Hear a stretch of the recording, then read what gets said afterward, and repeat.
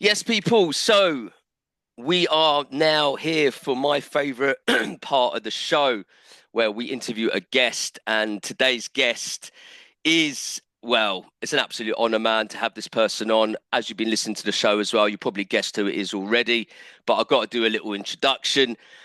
This guy was, voted by FHM as being the sexiest man in West Peckham.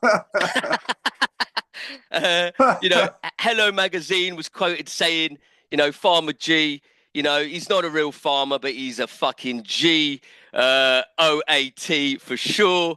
Yeah, obviously, who is it? It's none other, the legend, Chester Peace. Farma G. Yeah, yeah, yeah. We've got Gary Lineker on the show Yeah, tonight. yeah, exactly. Fresh from his BBC dismissal. It's Gary. How you doing, Farmer, sir? absolute pleasure having you on, bro. Obviously, for those absolute numpties who have never heard of yourself, we just do like a little introduction, but I'm sure most people know who you are. But anyway, for those people who've been living under a rock, yeah, just introduce yourself, let us know who you are, and yeah, let's just go from there, brother. My name's Farmer. Um, one half of the task force crew, North London based. Pretty much all of our lives. Chester Pease, my blood brother. Berry Cruz, my family. Mud Fam's my family. There you go, Um, And yeah, I mean that's it really, man. Like it's been a long journey and I'm still here. That's about the long and short of it, really. bro. As I said, absolute pleasure having you on. Obviously, Thank we're you, going to be sir. talking about various different things. Obviously, you've just released an album back in January, How to Kill a Butterfly, which is actually your first solo album. Is that right? Yep. Yeah. Yeah, that's for Yeah. sure. Well, I did a mixtape in 2009 with just like loose ends and bits and pieces, little features that I'd done. Um, but yeah, this is like the proper, it's the proper thing, and it's Wicked, man. Yeah, obviously listened to the album. Absolute banger, mate. Every track slaps. thank And you. it's just obviously good to have you back, man. Obviously it's been a while, and yeah, hearing you obviously spitting and stuff. Obviously I've heard stuff where you've been, on features and things like that, but this is your first official LP. Yeah. Yeah, so obviously let's talk about the album. I mean, was this something that you were planning, or was it kind of just something just happened because you were putting stuff out, or was it always something that you were sort of planning to do eventually? Yeah, what's the sort of background around the album, man? I suppose uh, I don't know, maybe from about 2018, 2017, I kind of stopped rapping a little bit. Like, just weren't really interested. Didn't really find it something that fitted with my, I don't know, my core belief system. It just didn't sit right at the Yeah. time. So I started producing, as some people might know, under the guise of FarmaBeats, this really original name, like to try try and reinvent myself. Um, and yeah, I did. I spent a couple of years doing that, and then when I came up with the idea to do the £10 bags, which I did, I've Yeah. done 2 volumes of that, which is like the reinvention of Louis' brilliant mixtapes from back Yeah, in the man. day. I put my own little twist on that, and I suppose listening to more UK stuff than I was, and kind of like digging in a little bit more. I knew about a lot of the, your blah people and your Hmm. high focus lot, and the guys who are like kind of at the top of the food chain over here. And I just started digging a little bit deeper, and I don't know. After I did the second one, I started feeling a little bit inspired. So It's always I good to think it hear, was man. just, yeah, it was just really tapping back in and listening to what was going on all levels. Listening to, Sonny Jim and seeing what kind of moves he was making, and I just thought, yeah, I don't know. I just felt like maybe there was maybe there was a place for me. It's a difficult one because my place has always been with someone by my side, and Hmm. that really was, I suppose, one of the stumbling blocks for me, because it was like, well, it's a bit different. So what can I do? Because I'm not part of my duo, you know. So Yeah, I kind of strayed off and went and done some other stuff, got my head straight, and came back and thought, no, actually, I am part of what's going on, and I should just get stuck in, which is what I've done, and I plan to keep it moving like that from now, really. So yeah, I'm here. mate, that's amazing to hear, man. And did you find it sort of, obviously, as being in a duo and stuff, you've Mm. always written, I suppose, in the thoughts of that you're going to have somebody else jumping on the track. Did you find it difficult to kind of like, because as a solo artist, you're going to have to fill up a track either with two verses, Yeah, three yeah, verses. Did you find that transition where you were going from being a duo to then having to write whole songs pretty much of yourself? And I know you've got some features on it as well, but did you yeah. find that transition a bit sort of hard, or did you think No, you were just no, inspired to no, write, man? not so much. Not so much. The writing side of it is like once it kicks in, it took a minute, man. Trust me, there was like a lot of absolute shit that Yeah, came before actually getting stuck in. I mean, I did this album and then went straight on to writing another album, and the writing it gets so much better so quick. If you know as yourself as a yeah, yeah, writer, the more you write, the more it becomes a bit more fluent, and then you end up looking back and thinking, how the hell did I even write that? It's like it's so, yeah, and the first stuff when you might take a couple weeks break, or but listen, I took about 5 or 6 years break, so coming mm, back and writing was a little bit daunting, but mm, it wasn't so much of a challenge to write lots. It's more of a challenge getting on stage yeah, on my own, because that's a very lonely place to be yeah. when you haven't got your rowdy other half, because like you fit, as you know, you feed off each other, you That's feed it, off the man. people who are there, and Yeah, it yeah, causes and creates a vibe. So that's been a little bit of an interesting one for me, but oh yeah, I'll work it out surely, but yeah, that's the bit that for me is like, well, this is going to get some getting used to. Do you know what I mean? yeah, man. And when you broke the seal, obviously with the writing and stuff, did you have kind of the concept that you wanted to put for the album, or was it kind of you just went with the flow? And I mean, when you were writing the beats, were they right? This track is definitely going on the album. Were you always planning to write the beats to this particular album, or write to this particular album, or was it you just writing, see what sticks, and then collating a load of tracks and then putting them into the album? Was there a concept at the beginning, man? Yeah. Well, I just asked a heap of people for beats, Mm, quite publicly, and ended up with an inbox of all different types of beats, of all different qualities, of all different, whether or not some of them sounded a bit, not as great as others, but like really enthusiastic bag full of music for me mm. to look through, which I'm eternally grateful for, to have that at my fingertips. Do you know what I mean? Yeah, Because I man. feel that's a privilege in itself, just to be able to say, "Yo, I need some beats," and people are throwing beats at you left, right, and centre for months on end. Yeah, yeah, Um, so that was great. That made me think, all right, well, if it works and everything flows, I always think, well, this is meant to be. So as long as everything is always fluid for me, then I think, okay, I'm not swimming the wrong way down the river yeah. against the tide. So like as soon as I had I just picked the ones that I think are bangers, and because I have a history stuck with beat making myself, it's I can recognize one from another, and the pretty much the ones I chose, they kind of stuck. Do you know what I mean? So it was quite an easy thing to do, to curate the music side of it. Although some I went back and forth with a little bit and messed around with, and yeah, it was pretty straightforward. Not so much planning, because I think planning always makes things a bit stale, but I like Mm. things to be quite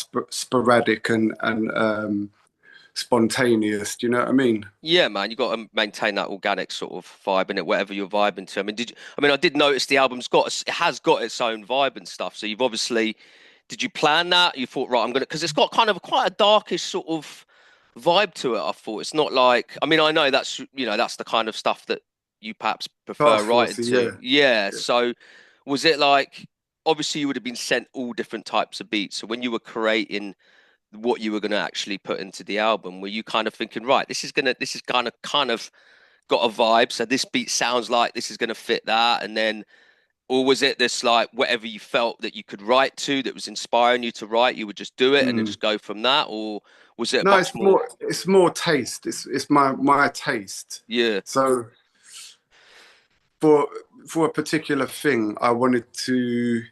Um, I've always got a lot on my mind, and with this album, I had a lot on my mind about proving to myself, but mainly trying to prove to everybody else. Mm, Whether or not that's just all coming from an internal part of me is like, but it inspired what I was writing.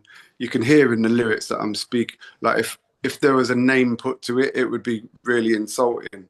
mm, I'm talking to the UK scene. If you a couple of people have said to me before that the UK scene is quite a strange one. When I say UK scene, let me just refine it and make sure that we're talking about like the boom bap, if you want, that kind of scene, not mm. like any other sprout off, but Yeah. the scene that you and I know, the scene that I've been part of for X amount of years. I wanted that scene to know that I'm a battle cat. It was kind Mm. of like to say I'm still a battle cat. Yeah. Yeah. Yeah. Yeah. Because Chester is one of the world greats. Poetically, as an MC, his wordplay, the way he does stuff. So it's always been it's always been a difficult ride for me in the sense of how do you find your own space in the shadow of such greatness? Mm. And people go, oh no, that's not how it is, Farmer, but it is, because the guy is like I know that.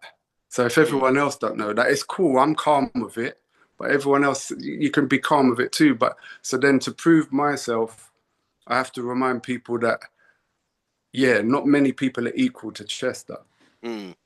You But know what I bro, mean? So, you can certainly put yourself up there, man. Come on. I but know what you're saying. No, this I know what you're saying. I know this was a point I had. Like I say, maybe it's all coming from internal, yeah. from me. But I just wanted people to know. Sorry, I missed the point. I forgot to say the point that I was trying to say. A lot of people think that this UK scene is a lot of people who listen to music but also rap. So Mm. we're all rappers. It's like the whole scene is like, oh, I rap too, I make tracks. So it's quite a weird scene to be part of It is, man. because we, But we were all fans. That's where we all started off. Really, at the core of it, we're all fans. Do you know what I mean? no, And for I think sure. there's a fine line, man. I think sometimes that's the problem with the scene, that we forget that we're all fans in the first place, and there's not enough people supporting each other as fans. They're more like getting into that competitive, which is obviously part of hip hop as well. There is that competitive element, but I think at the same time, if we support each other as much as we would support other musical from other, from the US or whatever, Yeah, hip hop yeah, from the yeah, US, then yeah, I think the scene would be thriving a hell of a lot more. But I think there is that element where there are so many rappers, producers, fucking hell, the whole scene, as you said, is full of them. But doesn't mean you yeah. can't still be a fan, man. Do you know what I No, mean? no, no. So You could be a fan, but but the thing with when I completely agree with you,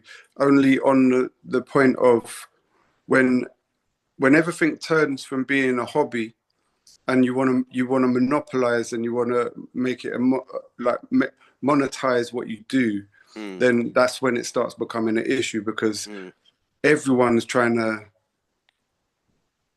maybe not monetize their thing. I need my thing to be monetized. mm, I'm not doing it just for fun mm, because I was doing that when I was 20 years old. I was doing that yeah, when I was 12 years old. yeah, So for me to come in and be like, try and play this like, oh yeah, yeah, yeah, that's not what it's going to be. I have to be part of a business. And if there's a music industry or a music business within this UK hip hop boom bap scene, is there any money to be made? And this is when you start thinking, well, everyone's a fucking rapper, so everyone's either just having fun still and happy to do it for free and go and do the open mic and, you know, do all of this, do all of that.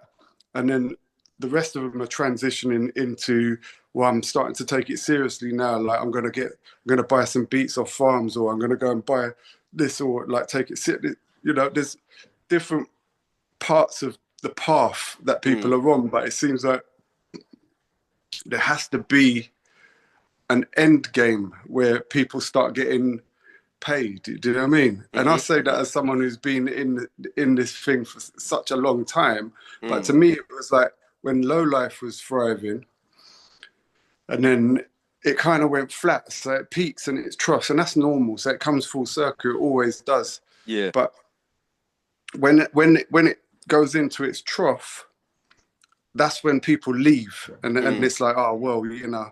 But I believe that maybe, you know, maybe there's a peak coming around the corner. So I want to be a part. Yeah, man. I want to be a part of it because I never left.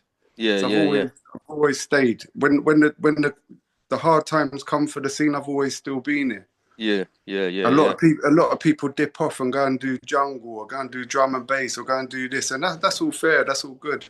But me, I've been working with underground New York, see the Renaissance in New York. So I'm a part of it always. So I'm always there, and yeah, it's like, so yeah.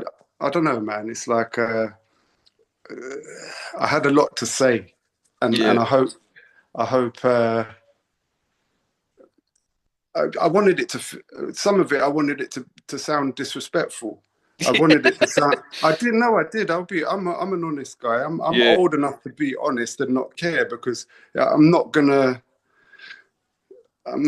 beat around the bush. It's like there's disrespectful opinions on there towards younger cats or older cats who are complacent without feeling like it's a war, it's a battle, because that's what. So when you're monetizing, if these guys are making loads of money, or these people are earning money and they're complacent, it's like, well, someone should be challenging that spot, because there's not enough of it. There's not enough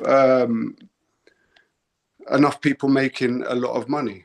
None of us make a lot of money in UK hip hop rap. No, it's not that type of thing, man. But it's not to say that there isn't money to be made, man. There's money to be made. I absolutely guarantee it. I've seen it. I've felt it with my own fingertips. Yeah. But it's few and far in between. And I think if we all, the people who are trying to monetize, if we're more, I don't know, more. You have to look at the Americans, because that's their way of thinking. Full stop. They don't want to talk to you, or they won't talk to you unless you're talking about money. And I know that sounds really shameful and pitiful, but if you're talking about business and monetizing an art form that you've put, however, like you, for instance, how many years you've put in, you would think, okay, so look, if you was a plumber, or you was an engineer or a carpenter, you'd be a master carpenter. So you'd be getting called in to do the shit that no one else can do. And getting paid top whack. So there's no, to me, there's no different. It's an art form that you can only pay a man. Look, you got 30 years experience, or 10 years, or 20 years, or whatever it is. This guy should be getting paid for what he does. And I think there's no shame in that, man. I think that's where some people sort of, I don't know, it becomes a bit like people say, oh yeah, like, you know, oh, I'm only doing it for the love of the art and whatever. Like, that's all good and proper, but mate, you wouldn't be doing it for as long as you are, if you're honest with yourself, if you didn't want to make a living out of it, man. And the music business, to like the art, if you want to just make it in your bedroom or whatever, is one thing. But if you want to take it to that next level, your goal is going to be to be able to live off this, man. You don't want to be working 9 to 5 and doing some bullshit thing that you don't really want to be doing. So what's the shame in saying that, look, you are aiming to make this a career or make some money out of it and support your Yes, family or I whatever mean, you got to do, man. But I think push, there's a little bit of a shame of it, like as if you're not in it for the right reasons, and there's kind of that I don't know, that little bit of a divide sometimes where people don't want to yeah. admit to themselves they are doing it for that. You know, they say, "Oh, yeah, I'm keeping it real. You know, I'm only doing it for the art. I love the art and stuff." But be honest, man. Yes, you could love the art, but you're here to try to But make a living out of it, but man. that's a very British thing, you see. It is, yeah. That's It's why the I stiff mentioned upper the lip, isn't American. it? Yeah, whatever it is, I don't know what it is, but it's like, why wouldn't it, like, it's because it's the thing is we have to be realistic here as well. It's never gonna sell like grime. It's never Yeah, gonna sell like dance music or drum and bass because it's American based. yeah. We make American based music. It's American styled instrumentals with British man rapping on it. Mm, So it's never going to be accepted the same way over here commercially. We had a little peak when Radio One Extra first came about and skits and them lot were on the radio and Sarah and all this kind of stuff. There was a peak, and we all got the opportunity to get up and be on radio, and it was like, yeah, they're celebrating us. But mm, then they realised, no, actually, grime and these different musics they take forefront, and we kind of got swept away, and I understand it because we can't blow our trumpet the same mm. way Yeah, because yeah, that's true, man. it's American and it's in its heritage, and it's not everyone who appreciates hearing some some gobby cockney rapping on an American beat. Yeah, who are you Mm, selling that yeah. to? Like, There is a niche in it, man. It's definitely it's a niche definitely market. it's a niche. So don't get me wrong. Like, being realistic, one knows that the actual music itself won't pay all of them bills. Nah, So yeah, yeah. you have to be able to make beats, or you have to be able to go and do radio or podcast, or like what you lot are saying, doing gigs or whatever. But it's about just being able to branch out enough and not spread yourself too thin, but to be able to say, like, I'm making no money. I'm not making money like that I need, but Mm, I'm grateful. I'm grateful at this present time. I feel like how I felt when I was 20 odd years old in 1999 when Mark B said, yo, do you want to do this record?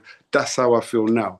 yeah. Because these young cats who all come up listening to Task Force and whatnot and all this, they all come up listening to that. And they're like, yo, the record's fire farms. Like, yeah, we're like, what's the next video? What do you want to do? And to me, that's like, all right, that's great. Let's Yeah, make man. some money.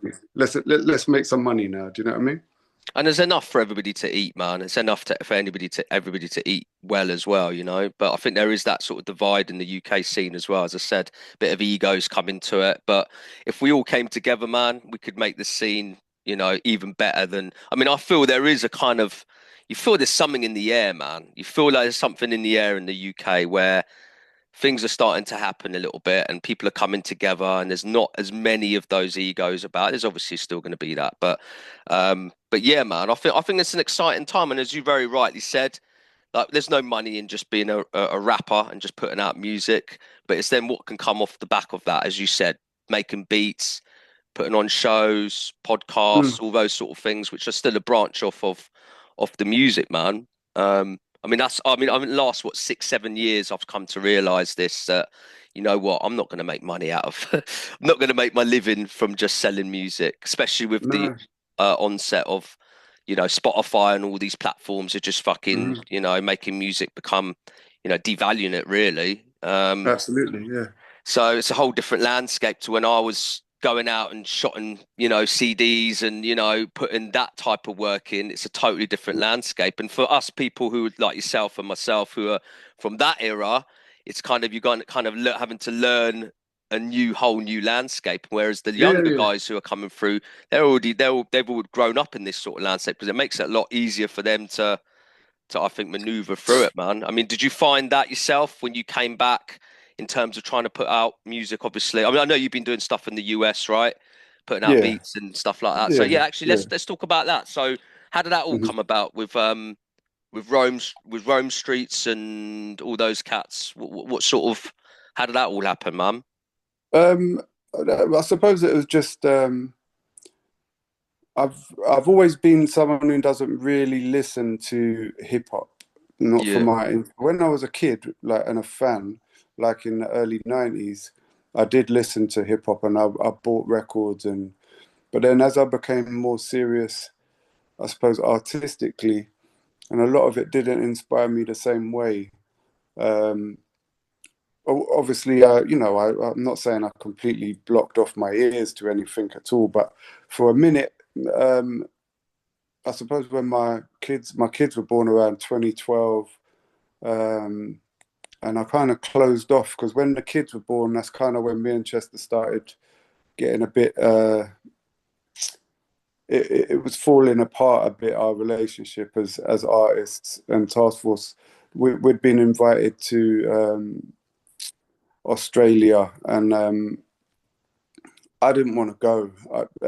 Just it wasn't the right time. My kids had just been born, and um, it just all felt a bit wrong. So I asked my eldest son, Remus Aaron. yeah, I asked him to fill in for me, and they went to Australia. And when they came back, and then they started doing other gigs. I think they did Outlook, couple of different things. But I just thought, yeah, you know what, I'm gonna give it a break. And I was trying to find some kind of inspiration, but I was kind of just stuck trying to be a dad again, which was a bit of a shock to the system, if I'm mm, honest. And it kind of sent me into my own little weird dark place that I had. And then about 2018, I I stumbled across Giallo Point and Daniel's Son, a record, their first album, I do believe it was. mm, And I just thought, oh, this is all right. This is sick. And mm, I really liked it. Like just stylistically, I thought, yeah, this is fucking. I ain't heard nothing like this before. So I kind of went down a little rabbit hole yeah, of finding all this other stuff.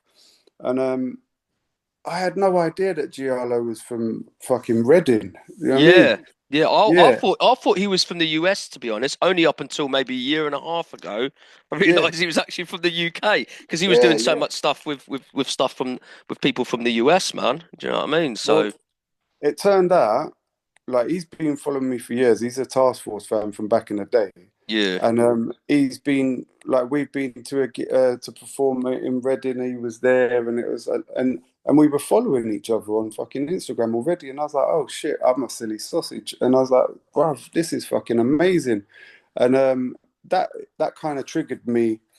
It always comes down to competitiveness with me. So it's I'm a Taurian, and I'm just genetically built to be competitive, or at least I have a healthy appetite for trying everything. And sometimes I'm really good at stuff, and sometimes I prove to myself that I'm absolutely shit at it. but so you're a try, mate. We all love a try, don't we? yeah, no, absolutely, no, absolutely. I really, really give it my best shot. So I just started finding all these rappers, and I was thinking, oh, why don't I try and do this? And I didn't want to reach out to like Daniel's Son or anyone who'd already linked with anyone. Um, and I don't know how, but I came across Rome Street's profile somewhere, might have been on SoundCloud, and I'd been messaging all types of different people, like just barefaced. Like I was messaging it like people who wouldn't even fucking talk to me. Like who did I talk to? Intelligent Hoodlum, Tragedy, what's his name? But I ended up sending a message to Mark Hommy, and he spoke to me, and I was like, "What the hell?" And I was like, "Oh, can I send you some beats?" I sent him 100 beats, right? And then he sent me back a track after 3 months, and I couldn't actually believe it. Um, so I was like, all right. He sent me this track. He put it on his famous whatever's they were. It's, he must have sold these records for £1,000 a time, and Wow. Yeah, but because of who he is, I never realized how important he was to this underground scene. But then it was like everyone was saying Farmer Beats, and I was like, oh shit, like something happened. There was a shift, and then I think Rome, I think Rome contacted me. He always says that I contacted him, but I think he contacted me, and he was talking about can I make a record like the one I gave to Hommy.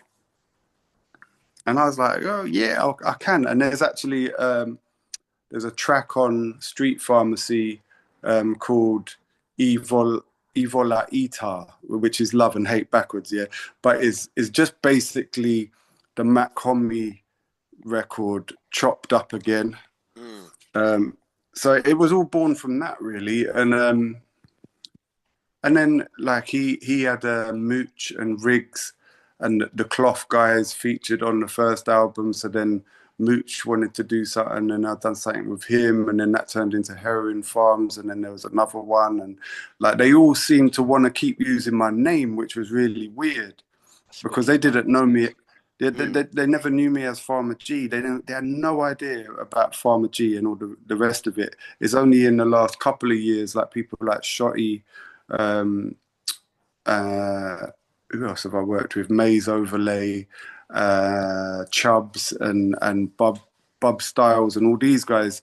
They'd done a little bit more research, or at least in the press or whatever, they'd found that also Farms is not just a producer. So then there's all these different angles now coming up, and I've always Yeah, said I wouldn't produce. I wouldn't rap with an American because I don't really think it works. yeah. But me and Shotty just done a track together, and I think it actually worked. So I'm quite excited about that. But yeah, it just came about quite naturally, to be honest, bro. Well, that's quite nice, isn't it, in a way as well, that they didn't have that background about you, because then it was strictly on the merit of your production and your beats, man. Yeah, Because yeah. Who would have so who would have believed it? It was amazing. that's wicked, man. And I know you mentioned earlier as well that you weren't kind of listening to hip hop and stuff. So what sort of, I mean, I don't really listen to hip hop badly as it sounds me in the thing. I listen to like rock and like, you Yeah, know, yeah, same. just different types of music, man. Even dance music, whatever sounds good to me, I'll listen to. But I rarely listen Mm, to hip hop anymore. I used to listen to it non-stop, used to be playing always in the background. But as I've got older, yeah, I same. kind of just branched off and started to listening to other stuff. And it does inspire you as well in a different way, Hmm. listen to other music and stuff. So what sort of stuff do you kind of listen to, in what sort of moods? What would you like listening to yourself? Um, Depending on most of my music consumption, listening time is based around washing up dishes. So whenever I'm washing up dishes, that's my time of reflection. And I do the dishes a good 2 or 3 times a day. So like I always make sure. So I'd either have what the kids listen to, which is like Capital UK with all the new pop music. So I'm Yeah. quite up to date on on the UK top 40. Um, who would have thought? But I always listen to Capital Gold. Yeah. Uh, I'm The go I'm I'm a the old classics, 60s, man. Yeah, yeah, yeah, 70s, 80s 60s, music. Yeah. 70s, 80s. Uh, if I want to feel good, I put on a 90s playlist, listen to some old hip hop, maybe some 80s stuff. Um, I've got a big, strong influence inspired by old folk music, um, 60s stuff. Uh, just music that's always got something that triggers feelings, really. Yeah, I, I think music, like I've said it for a long time, music is the universal language. When you can't speak, this is the definitely. shit that you need. Like if you can't show your emotions, music is the thing that will help you, get in touch with yourself. You know what I mean? 100%, man. Music's a powerful, powerful medium. People don't realize how much it can evoke different emotions and all that sort of stuff. And sometimes it's used for bad, unfortunately, through the sort of the Yeah, mainstream and stuff. And yeah. a lot of the time it can be used for good and stuff as well, man. So in terms of obviously in terms of opportunities that you've had, and obviously when you're making beats and things, you're obviously Yeah. coming across music from all over where you're sampling and things like that. Has there been any artists that you've kind of just been really got into because of the fact of from sampling and things like that? Has any particular surprises or artists that you think, whoa, like I didn't realize this guy's music's so good just from that one Yeah, track yeah. that you've sampled? Do you know what I mean? I think, I mean, I wouldn't be able to put one name for me. Um, What about any country, any sort of because yeah, I mean, we were just talking with Ill Bill and them guys the other night when they came over. They were over here to do a little gig, and I hadn't met him before. Obviously, I produced a couple tracks for him now, and I thought I'd go down there. Chubbs was doing his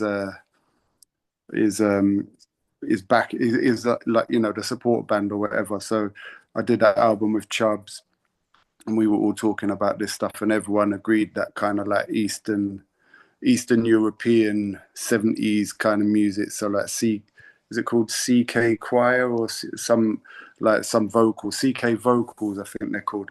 But he mentioned that, and I'm crazy about them as well. And it's like, yeah, oh shit. It's like, oh yeah. But I mean, what it is like when you dig, like obviously when we were younger, like we were digging vinyl records, and like because we didn't have much money and the knowledge of, we weren't in a kind of a group of people like DJs like Mr. Thing and all them guys. They knew everything about what everything was. mm, They'd been educated about certain shit, and funk records like the Creators and all them guys, they mm, all knew stuff. And me and my brother, we didn't know shit, and it didn't mm. seem like no one weren't going to tell us. So we were just digging out Jim Last records and like just Helmut Zachariah and all just the pan stuff. And it's like you get home and you'd be like, this is awful. But that was kind of, so we were just making music out of like the worst fucking samples. But now obviously in this day and age, you can look through Spotify, you can look through YouTube, and Yeah. you know, I don't have any hang-ups where you find it where you find it, and I think it's a lovely thing to just be able to, you know, what you're looking for as a digger. Yeah. You know, like when you put the record on and you're just flipping, it's the same with YouTube, and you're just like clicking that little fucking timeline along, and then you just hear it, and it's like, oh, this is it. Download, thank you, into the machine or whatever, and it's still a lovely thing, and it's more of a because of, you know, like if you find an artist and they have a back catalogue and it's all worthy of sampling, I think like that's pretty rare. I don't know if I can't really think if that's happened to me ever really. There's a few times, but everyone knows about it kind of Yeah. thing. Like I'm really into like finding a secret and being like, oh shit, like fucking hell. There's a South American guy called Rudy Marquez, something or another, but maybe I won't even say the second name anyway. But his shit, like when I found that, like half of the stuff I did with Mooch was just off that record. Yeah, man. Wicked. There's a track I did with him called Auntie's House. Yeah, I think sample was by a guy called Rudy Marquez or something like this. And when I came across his work, I just went crazy. And so Auntie's House on Mooch and FarmaBeats album is, I think there's a video of it on YouTube, but that was the first one. But then I just went, I mean, I have to give it up to Rudy because I probably owe him quite a lot of money for that record because I think at least 2 or 3 of the tracks were just straight takes of his stuff. Yeah. But it's a great form of discovery. So like when you ask me what kind of music do I listen to, it's more like, I think music is like a bit more of a discovery channel for me nowadays. Like Yeah. has been for a while, and you. It's a bit irritating unless I'm listening to a playlist or the radio, because when I'm left to my own devices, I can only listen to 30 seconds of anything before I'm like, nah, skip it, because it's like this weird habit of just having to keep skipping. I Yeah. suppose it's sort of like how you would deal with Instagram and you're just scrolling and it's like, oh yeah, all right, next thing, next thing, next thing, next thing. I Yeah. suppose diggers have been doing that for yonks, is like Yeah. just Yeah. skipping, Yeah. skipping, skipping. So yeah, but yeah, there you go. Yeah, man. And then, has there been sort of obviously any opportunities that have come about where you haven't taken them and you thought, oh man, I wish I'd gone down that route, or have you literally just taken anything and everything that comes across, or has there been any opportunities, as I said, that you wish you'd taken and didn't take at all, or? There's not so many that of things that I haven't taken. I think, I mean, there was once upon a time we got a phone call from some promoters who were putting on a Public Enemy Mm. gig over here. This is when Task Force was going strong, and they were like, "Yeah, would you like to be the support group for fucking Public Enemy?" And we were like, Mm. "Fucking hell yeah, we would like to do that." And as them being great inspiration to us both when we were growing up. So we went into negotiations, and so we were like, okay, well, so like, what's the pay on the night? And they were like, oh, there's no pay. So we turned them down. So there's an example of Yeah. turning it down, and they were like, pardon? We were like, yeah, no, we don't do that kind of shit. And they were like, this is Public Enemy, and we were like, Yeah. nah, don't care who it is, mate. Like, get your wallet out. Yeah. Um, but yeah, every now and again, I mean, Americans are funny because you'll get a 2-word direct message in your Instagram account, like, Mm. let's work. Mm. And it's like, who the fuck do you think you are? I don't know. I've never spoke to you in my life. Yeah. Do you know what I mean? And it's like, no, it doesn't work like that, mate. It's like, and that's, I suppose, that they have their own way of being. But then I, like I said at the beginning, you take into the account of how many hours we put in doing what we do. Is like, now you got to have a bit more of a better intro than let's work. It's like, Yeah. that doesn't wash with me. So every Doesn't now and work, again, does it? no, it doesn't wash at all. No, not at all. And yeah, I also had so when I initially had sent Mark Hommy the 100 beats, which wasn't a good idea, but I was enthusiastic at least. And obviously he has a very close relationship, or did, with the god Fahim. Yeah. Wicked. Yeah, I love God for him, man. Mate, his work rate, I remember when I first heard him, Yeah. he was dropping like EPs every week. Like I was like, how is this guy even managing this? Like he flooded the market, didn't he? Pretty much. It was just God for him everywhere at one point, man. Yeah, respect to that. Yeah. So, well, I never ever spoke to God Fahim. I spoke to Hommy, and after a couple of tracks that Hommy had put out and featured Fahim, and then Fahim started putting out tracks, and I was like, hold on, that's my beat. And Mm. I was thinking, how's this guy got hold of this folder? Like, and Yeah, then yeah, yeah. I started envisioning this 100 beats just being rinsed until the next fucking It's being century. hauled out, mate. Your beats are being hauled out. And I got in touch. I said, "Here, what, for him? Like, we've never spoke, Yeah, and you never asked me ever about any beats, and like that has to not happen. What you're doing, like, forget it." yeah, And he was like, he actually took it how you'd want someone to take it, and was like, "All right, cool." And yeah, I've never spoke to him since, but I've never spoke to him beforehand either. So it yeah, wasn't really a big loss. But yeah, there's little things like where you get misunderstandings with people, and I'm a guy who's a little bit forgetful, and every now and again I might sell a beat, and then I might sell it again, mm, obviously unintentionally, and sometimes sometimes I sell beats and I listen back to, so I don't know, maybe like not last year, but the year before, I sold the next amount of beats, and I listen back to them, and I think, fucking hell, these beats are fucking wicked. And I'm like, and then I start getting in my feelings because I know how many beats there were. Yeah.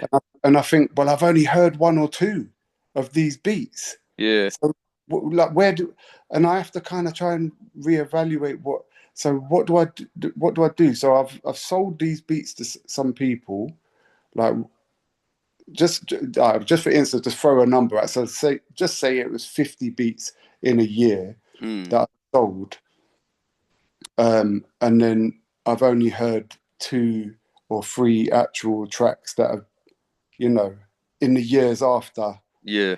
from that year of selling beats. And it's like, well, do I just use these beats again? Do I resell them? Is there an expiry date on how long someone can hoard it? All right, so like you might have paid 100 quid, 150 quid, you've got the stems, like where's the track? Mm. It's a dilemma. Yeah. So, but every now and again, I make the mistake where I might have forgotten. So, the track "Prophets of Doom" with Ill Bill and Immortal Technique was one of those tracks. Mm. Some people work different to other people, and I will give them a folder, and then I think some people maybe they would like to imagine that they're the only people who have had that folder, and that it was made with them in mind. Mm-hmm. Mm-hmm. But I don't work like that. Mm. I send Johnny Briggs from down the road the same folder that I will send Ill Bill, Rome Streetz, and everyone else. There's because I know that everyone's style and everyone's taste is so different. Mm. Not sending everyone the same pack would be a foolish thing to do, because Mm. the beats that Rome used, they like Rome said to me, "How comes you never sent me this beat?" Mm. Like, and I was saying to him, "I sent you that beat. You didn't want to use it, Mm. and someone else has used it." And he's like, "That beat's fire. How comes you never sent me that beat? That beat. Check your files. Check your Yeah. files. Go back a couple months." And these kind of things happen. So, you just have to. You have to be diplomatic and apologize. So that happened with the Bill track and the fella who I'd made the mistake of, and he messaged me and was like, "Yo, you sold me this beat." I was like, Mm. "Oh shit!"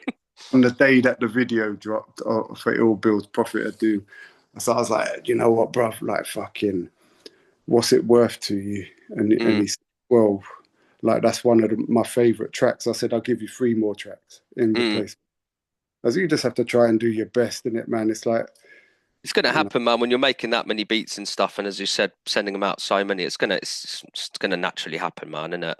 It's going to well, happen. when you're as forgetful as me, it happens too many times. But yeah, there's another track I did with Daniel's son, Eastwood, and was Noah the Flood on that as well. And then the same beat I gave to Flash and Lissandro and all these other guys, and at exactly the same time, and they both dropped, man. I mean, it's great for a DJ, but like Mm. everyone was like, "What the fuck are you doing?" But Yeah. it is what it is, isn't it? Yeah, man. Yeah, yeah, yeah. It's going to happen, mate. It's going to happen. Obviously, we're obviously very excited about bringing you down to Cardiff and to South Wales, Isle of Yes, Hip Hop in next month, actually, 20th of June. yeah, mate. Um, Obviously, I mean, you've obviously taken some time out of performing and stuff, and I've seen obviously you're doing your rounds and things like that. I mean, has it been a long time since you've been in? Because I actually spoke to somebody that spoke very highly of you. I met somebody actually, Mm. and I was chatting to him like I didn't realize who he was. But anyway, it was when Blade come down for the 521 thing. We helped him sort that out. Oh And yeah, yeah, yeah, put on the yeah. thing, and there was a guy there. His name was Leon. You probably know who I'm talking about now. Second son, yeah, It was, yeah. yeah, And yeah, yeah. basically, we were we needed some equipment. There was something that was missing from the rig that we had, and so Yeah. Leon said, "Look, I've got a studio around the corner. Yeah. Yeah. Can anyone take me around?" I was like, "Yeah, I'll give you a lift round." Anyway, we started chatting. I didn't realize it was Second Son. I'd never met him Yeah. before, Yeah. but I'd Yeah. heard so much about him from. You know Dale Lewis as well, didn't you? Wolfgang von Vandergast. Yeah. Yeah. Yeah. Yeah. Okay, Yeah. yeah. Yeah. So Yeah. we started chatting to him. I was saying, "Oh, it's really cool you bring Farma G down. I've known Farmer for a long time. Yeah. Great guy, and Fantastic. all this sort of stuff." And I was like, "You're Leon. You're Second Son, aren't you?" He's like, yeah. I was like, "Wow, man, I can't believe I'm sitting next to you, and I didn't realize. Been chatting to you and stuff all like afternoon. I didn't realize it was him." But anyway, he said obviously he's going to come down and stuff, and obviously to see you and stuff as well. But yeah, I mean, Brilliant. I guess it's been a while since you've come back down this way. But I did notice in your back catalogue, you guys had worked with Second Son quite a lot, and Yeah. when Yeah. obviously when his label, I think it's still going actually, obviously putting out music on his label and stuff as well. Yeah. Yeah. So has it been a while since you've been down this way, or have you Um, yeah, I think performance music. I mean, wise? musically, I think we've been. Where do we go? Closest to you lot we've been is like Southampton, which is Yeah. not really that close. No, it's not, man. No. Yeah, mate, it's great to have you come here, man. It really is because the scene here, like, it's a really weird one. Like when I moved here, because I'm not from Wales, obviously. Yeah, I can Moved there tell. I like can. like 4 years ago and stuff. I'm from like Surrey way, man. So Yeah, yeah, yeah, like near Woking and Guildford way sort of thing. Um, yeah, and when I moved, I was like so shocked that there just wasn't a hip hop scene like here as much as I thought it would be. Like yeah, I'd heard yeah, so many good things, the Squid Ninjas, all that sort of stuff. Some yeah, yeah, some legends, which obviously you've got a track on your album with Joe Dirt, haven't you, as well? yeah, yeah. Absolutely, yeah, Um, so some real amazing artists here, and it just seemed when I moved there, like I was really excited. Like I thought, right, I'm moving away from my area. Um, I was a little bit like, right, okay, no, it's going to be an all right transition. There's big hip hop in Wales, but I got her, and it was just like, fuck, there's nobody actually doing it here, like as much as I yeah, thought. So hence why we're obviously doing what we're doing now. yeah, But yeah, it's like it's a weird one, man. Like I was expecting more, but yeah, obviously we're here to try to build the scene and stuff again. So yeah, it's great to obviously have you back. A lot of people have been saying, this is a good thing to yeah, get the Wales music back on there, man. Um, yeah. but in terms of yourself, obviously, how's the tour been going? Is it been kind of? I know you mentioned it's been difficult to transition from being in a duo to performing out live. Are you finding that difficult, not having that hype man there Nah, with nah, you, and or you nah, just not, getting not, back not. into it? Yeah, it's not like difficult. I mean, No, no, but you know what I mean, like to get into that it's motion of odd.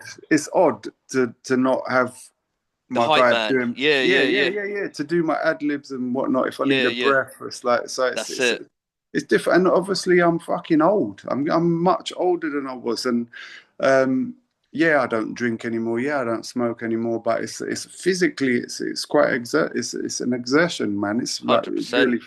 it really fucking takes it out of you. But it's enjoyable. I mean, it's not so much a tour. As always, I've just always managed the live side of it. Once when we were younger, we got booking agents and we were signed to different people who got us gigs. And once you travel around once or twice, you do UK a couple of times, and you get to meet everyone. And you just take the numbers, man. And say, Mm, look, don't phone them, phone me.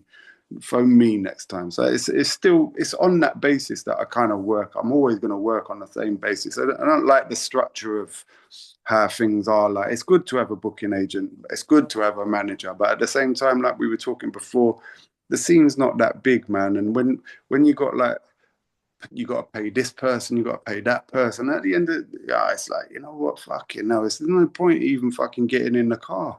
mm, You know what I mean? Because yeah, it's a it's a it's a full day's fucking, well, it's 2 days of doing what you got to do. You take your time out and you got to, but what is interesting is it feels different, the scene, I think. Well, I haven't been everywhere, but we've been Belfast, we've done a little this here and there, and it seems a little bit broken. It's not. It doesn't seem like it's not thriving. Maybe it's just the places we've been. mm, I know promoters always want to do their best to get the crowd in, and for their nights to be successful. And I've done promotions myself in the past, and I find it to be one of the most difficult and stressful things to actually do. And it's something I'd never really want to ever try and do again. There is money in it if it works, and but it's a very ruthless area of the entertainment business because the losses are high. Yeah, there's a lot And, of risk, man, as well, yeah, as you said. Yeah. very immediate.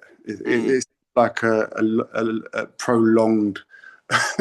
It's kind of like you've paid out. That's it. No one's coming. There's no money. That's it. Fuck it.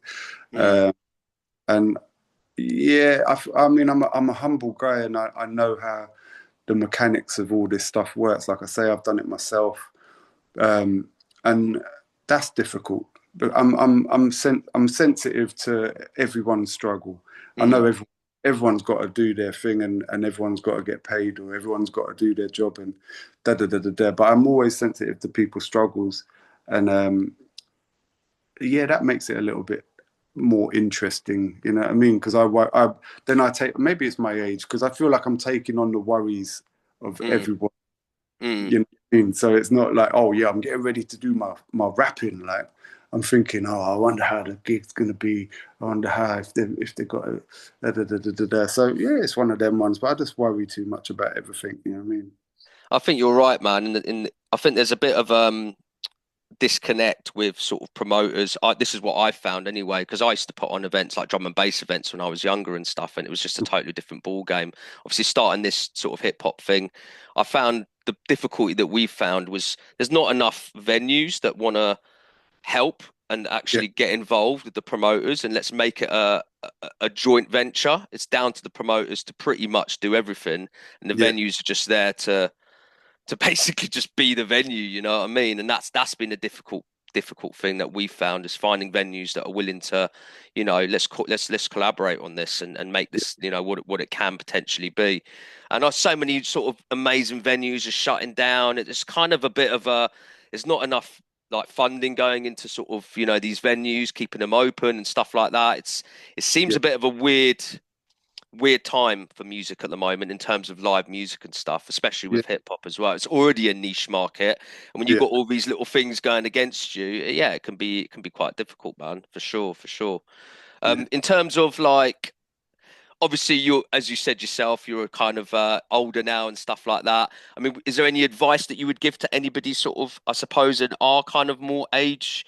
Who are kind of been doing it and they might feel a bit like, oh, should I even be carrying this on? Do you know what I mean? Can you say like just this carry dude, on and just do it for this the right dude, reasons, or just fucking hang up the fucking Zimmer frame and be done with it? Do you know what I mean?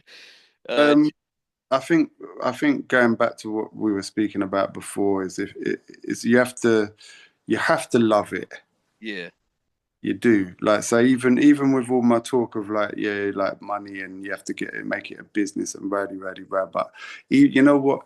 At the very end of the day, if no one was interested in buying any music that I made, I'd still make it because it's my love. It's my fucking my expression of self. yeah, It's what makes me tick. If I can't write a rap or make a beat and just listen to it, like you record a demo and you listen to that shit non-stop for like 3 or 4 days and just buzzing off it. Like if I mm, can't continue with that, so I mean, advice wise is like, you first and foremost, you gotta fucking love it. mm, Like you can't be getting into this boom bap UK boom bap rap scene thinking, all right, I'm gonna go and fuck it up and make loads of money. mm, You might as well not bother. yeah, So yeah, man, first and foremost, you just gotta have the love, man. And if you've been doing it for 10 years, 15 years, 20 years or whatever, and it ain't come round and it ain't been your turn, then I would say what I said in one of the tracks on the album is like, it comes round, the magic roundabout.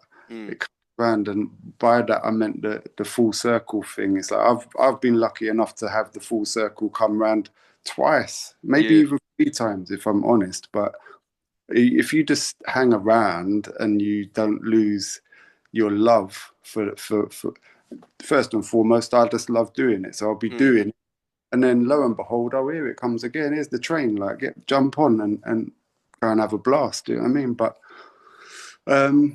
it's an unforgiving industry to be in, and we've got one of the most nichey industries to try and break into, and you've got people who dominate, mm, and they don't want to have anyone. It's always been like that. They don't want to have anyone coming through, and I find that all the time. I see, I want to put people on. I've got these guys that are massive fans of Ill Sykes and mm.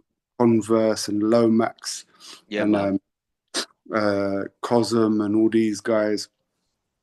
And we got a little a super group. We did an EP, and I was trying to get people like labels and people to kind of be interested in it, and it's like people don't want to take a punt. Do you know what I mean on Mm, something new? And it's I feel a little bit like, oh, that's a bit fucking shit. mm. Do you know what I mean? It's like, but then if it's just me on my own, it's like, oh yeah, well, like, but it's like, yeah, but what about these guys? This is fucking live, Mm. and this is the new 10 years down the line. This will be us. Yeah, There'll be yeah, yeah, so I find that a little bit shit, really. yeah. But I don't know if that's called gatekeeping or people Yeah, I fry. suppose there is a sort of form of that, isn't there? There Yeah, definitely is, man. But I think you get that. You're going to get that in any industry, I think, really, and in any music industry, anyway. I mean, obviously, you're a father and stuff as well. I mean, have you found it quite difficult juggling sort of your music to being a father and stuff as well? I know I have that balance problem sometimes. I get too obsessed. I've recently actually had a conversation with my missus. I was just getting too focused on the music, and you start forgetting, to yeah, feed your kids and shit. There's a fine line between passion and obsession. Do you know what I mean? I kind of always on this kind of I don't know. yeah, I'm always battling that. It's a passion's great, but once it goes into an obsession and you start being up for like till 3 in the morning, like mixing yeah, something and yeah. getting up, it's a difficult one, man. I mean, I've got two young kids and stuff as well. I mean, do you find that thing to juggle quite difficult, or have you kind of Uh, found your foot in it now? well, like I say, when they were born, I dropped out. Yeah. Yeah, and my interest didn't drop out, but just to take part, to try and be.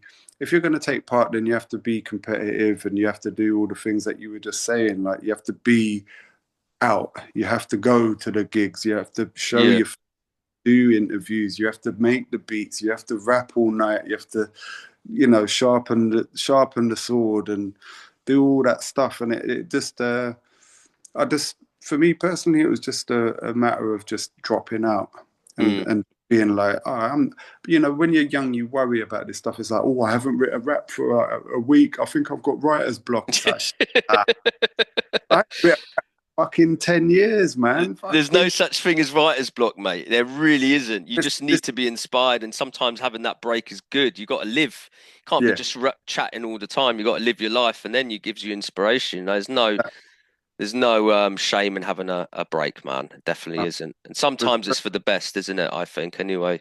yeah. So you take that break, and for me, within that 2012 to 2018, 2020, I stopped drinking, I stopped smoking.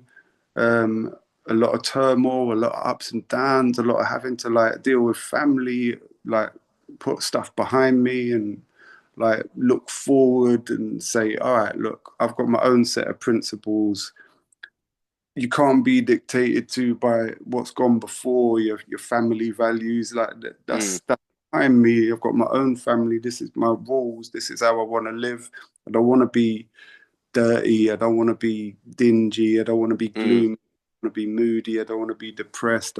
Like this is my principles, and I'm pushing forward. And like when all that came together in the mind, then it's like, oh, I'm ready to speak. And I suppose that is another issue with you know why is it now? Because I'm ready. I'm Yeah. ready.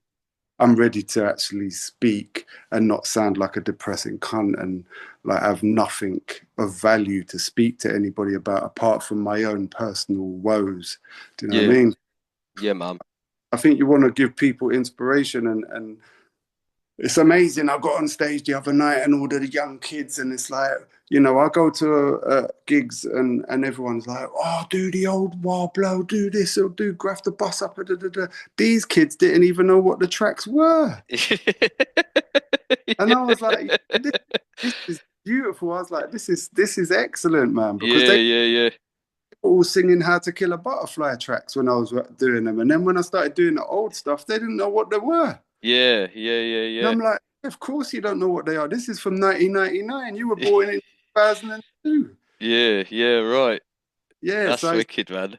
great, man. And like, so what? I couldn't be more happy and positive. So like, it's a beautiful thing. So that's what I'm gonna bring. I'm gonna bring the same old brutal, like competitive shit. But when you know me, when you meet me, when I talk, it's always love because it's a music thing. It's a music thing is gonna like cut your head off. Yeah, But in a person, it's like I love you to bits. You know what I mean? yeah, man. And obviously I've seen you obviously got your DJ Hunter. Is that somebody you've known for a while? Because I actually hadn't ever heard of him until obviously you mentioned that he's your DJ and stuff, man. Yeah, Yeah, so big up to obviously DJ Hunter. yeah, yeah. Um, is that somebody that you've worked with a lot, or is it somebody that I mean, how did that come about that you decided to have him as your DJ and stuff, man? Well, Hunter's he's been about for a long time, man. He's been putting in his hours and he's putting in his work. He was an Itch FM DJ, and in London, as you know, like you pass by people a lot, man, and Hmm. our paths have crossed many a time, but it turns out he's a fellow gooner in I'm a in gooner as well, bro. So big up. in the full sense of the word. Like so, a couple of times he will ding me and be like, "Yo, I got a ticket." So I'll go and link him. We'll go up the Emirates and have a good old chat. Oh, wicked. So really, like a few different things, and then like I just what it really was that sold me is that he was humble, and you can really tell that he wants to be in it. Yeah, He really wants to be in it. He loves American underground hip hop, but past that, which some people don't realize, is that he knows everything about the early UK hip hop scene. I'm talking pre-Task Force, yeah, like Cold Sweat days. That like he knows it all, and that's remarkable to me. So I'm like, all right, there's a lot to know about this guy, and he's he's just a nice guy, and that's the kind of people I need around. So I've been kind of surrounding myself with people who are like Young Face, who mixed the album. Um, these people are nice people, and yeah, and that's new for me. And it's people who I know I can rely on, not to misbehave. So when we go on the road, Matt, DJ Hunter, he will say, "Is it cool if I have a drink?"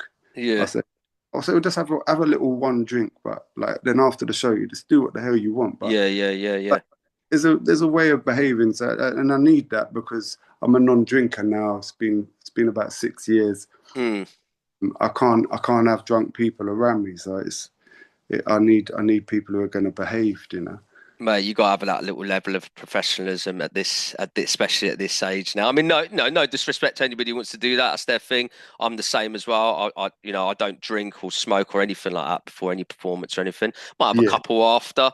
yeah, it's Um, all but good. yeah, you want even like for me now, even when I have one drink, I'm going to be off my game. Like I'm not going to be my full potential.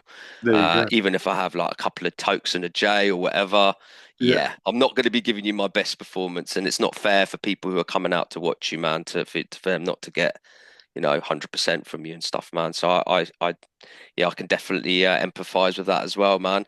Obviously, we've obviously been on the road and stuff for a long, long time, bro. Is there any sort of any funny stories or embarrassing moments that you've you've had where you'd like to share? Obviously, we don't have to be yeah, There's a, anything really. Is there anything that I, springs to mind straight away? yeah, and I've got to get this all onto paper one day, man, because there's too much. Like from birth all the way up until now, stupid things happen around me. But um, so we got asked to do um, what's the BMXing stuff? The festival's called. There's a company that does that, not Red Bull. Um, That's the one I was thinking is Red Bull, but yeah, I'm not sure, man. Massive. They do the big competitions all over the world. Anyway, we got invited to do that in Manchester, and it was a much more organised. It was on TV. It was televised and everything. Yeah, yeah, yeah.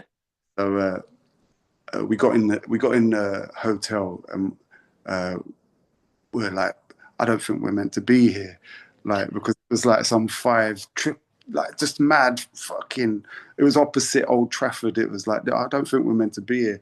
And we went to, like, excuse me, I think we've got rooms here. And they were like, yeah, how you doing, task force? Da, da, da, da. We got in the lift, and it's fucking Run DMC in the lift, and we're like, oh shit, and like it was Wow. a crazy, crazy, crazy fanboy business. But the people at the thing, they were like, right, you have to sign this like disclaimer where you can't swear in your performance. And we were like, Right. look, like this is going to be interesting. No, no mention of paraphernalia or all this kind of stuff. What, bro? That's probably like what one you end up doing one track or something, did you? So we got Half a on. track. It was outside. Yeah, so we got on, and they had all those cameras on strings flying around, like, and it was all really like above our usual kind of stuff that we did. But so we started, and I think like the guy was going like that. It's this little idiot in the fucking wings just saying to us, "No, no, you can't do that." And we started going, "Fuck yeah, fuck it!" Got out his pipe and started bubbling off on the stage. Oh, bro. And then we got really like excited, and we just jumped off the stage, and then just started running around this outside kind of arena, and the cameras couldn't catch us or find us. Yeah. So anyway, we finished, and we went to this tent, and there were just people shouting. They were like, "Who the fuck are these people? Who's put them up for doing this? And da, da, da, da, da. They're never going to work for us again." So that was a fun moment. Um, but embarrassing wise, ooh, I don't think there's been many. Not embarrassing. I wouldn't say so much embarrassment. I'd say just fantastical stories of like midgets and giants in brothels. We, so yeah, so that we went into this saloon in Czech Republic somewhere. It was well off the beaten track, Yeah. and we'd been hired to do a gig. We travelled all the way across from Prague, where we'd done a gig, got paid, and we went all the way across. Um, and these guys, they fluffed us up, man. It was like, no, they didn't have no money, but they were barefaced, like we ain't got no money. And I was like, Mm. well, what did you fucking bring us here for? So we forced this guy to drive us to a bank, and forced him to give us the money that he'd owe us, yeah, so out of his own personal account. So it was all getting a bit rough around the edges. So then Yeah. we found this. We got paid, and we found this kind of saloon with like swinging doors, like the Wild West. But this battered down, war torn Czech Republic, and we walked in, and it all went quiet, and it was like there was a couple of prostitutes. There was a giant. It was about. He looked like what's his name from the Monster. You rang like that, Yeah. and then there was this tiny little midget as well. Maybe one or two old men, and we walked in, and we was like, oh shit. So we went to the bar and was like, ah, it's really cheap in alcohol. So we were like, right, buy everyone a drink, barman. And he was like, everyone? I said, yeah, buy everyone a drink. So everyone got a beer, yeah? And everyone was like, yeah, these guys are wicked. So like, anyway, it was just a mad story. Mad story. It's a front for, well, anyway, I could go on about that one. But and then we was in one of the biggest brothels in Prague.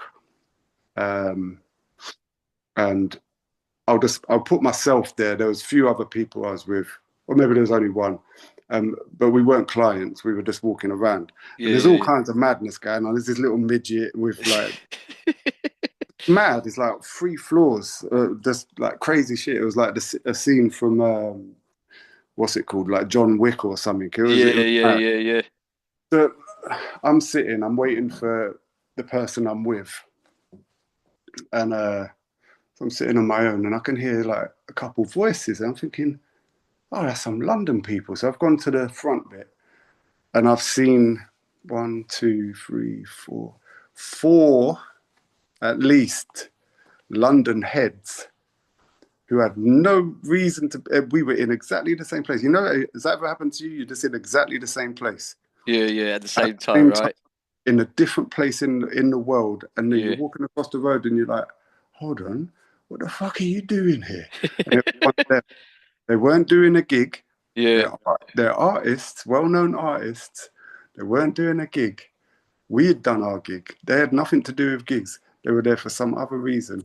And I said, wait, da da da, da da da. What the fuck are you doing here?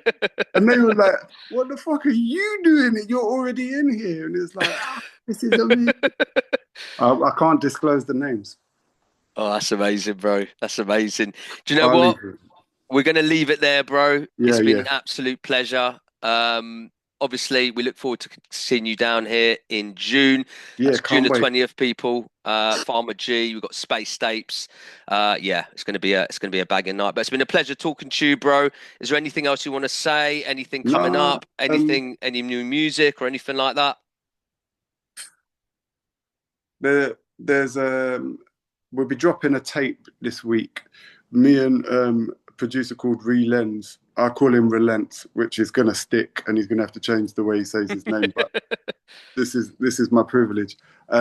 It's an EP, and it's politically motivated. It's banging on about burning down the system, basically, and it's something that the DSPs and all that, they won't take it Yeah, because of its content, and I'm worried that I'll get a knock on the door.